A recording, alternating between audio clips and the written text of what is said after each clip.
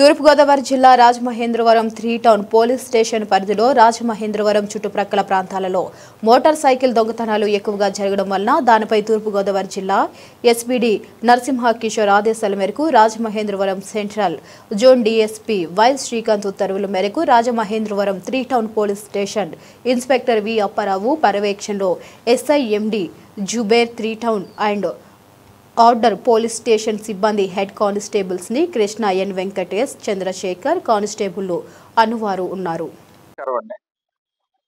ఈరోజు మన central zone పరిధిలో వారి మార్కెట్ సెంటర్ దగ్గర వెహికల్స్ చెకింగ్ చేస్తున్నాము.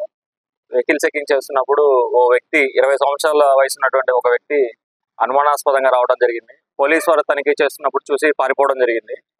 అతన్ని పట్టుకొని మా వాళ్ళు విచారించడం జరిగింది. అతని పేరు వీరబాబు, వయసు 20 సంవత్సరాలు, అల్లూరి సీతారామరాజు జిల్లా ఇందుకూరుపేటకి సంబంధించిన వాడు అనమాట.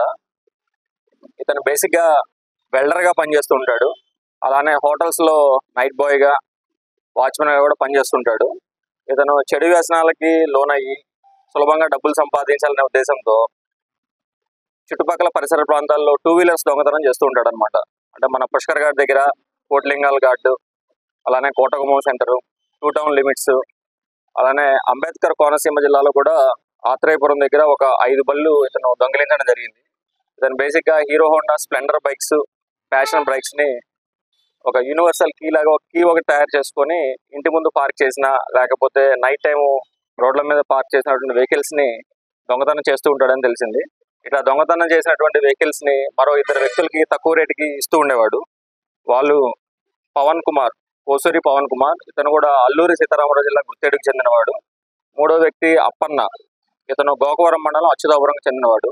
ఈ రోజు ఇలా ముగ్గురిని కూడా మనం అరెస్ట్ చేసి రిమాండింగ్ పంపించడం జరుగుతుంది. అలానే వీళ్ళ దగ్గర నుంచి మొత్తం 29 వెహికల్స్ ని మనం రికవరీ చేయడం జరిగింది. ఇందులో హీరో హోండా స్ప్లెండర్ బైక్స్ ఉన్నాయి, ప్యాషన్ ప్రో బైక్స్ ఉన్నాయి. వీటి మీద వివిధ స్టేషన్స్ లో ఎఫ్ఐఆర్ రిజిస్టర్ చేశారు. తదనంగా కోర్టు ఆదేశాల ప్రకారం ఆ బైక్స్ ని హ్యాండ్ ఓవర్ చేయడం జరుగుతుంది. Thank you.